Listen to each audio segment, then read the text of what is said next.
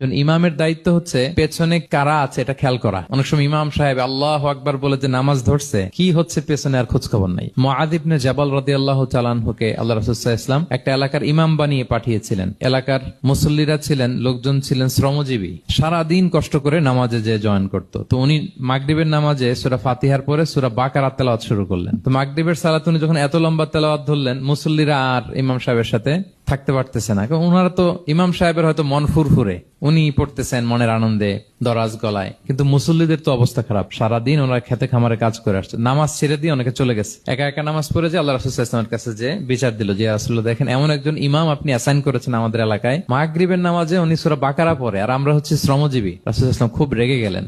মুআয ইবনে জাবালকে ডেকে বললেন, তুমি কি সমাজে ফিতনা ছড়াচ্ছ? তুমি জানো না এরা কারা? তোমার কি সূরা ওয়াদ-দুহা ওয়াল-লাইলি ইযা সাজা মুখস্থ নাই? তোমার কি ওয়াশ-শামসি ওয়া-দুহাহা এটা মুখস্থ নাই? তোমার কি সাব্বিহিসমা রাব্বিকাল আ'লা এই সূরাগুলো তোমার জানা নাই? উনি বললেন জানা আছে। তো এগুলো রেখে দিয়ে মাগরিবের নামাজে কেন সূরা বাকারা ধরলা?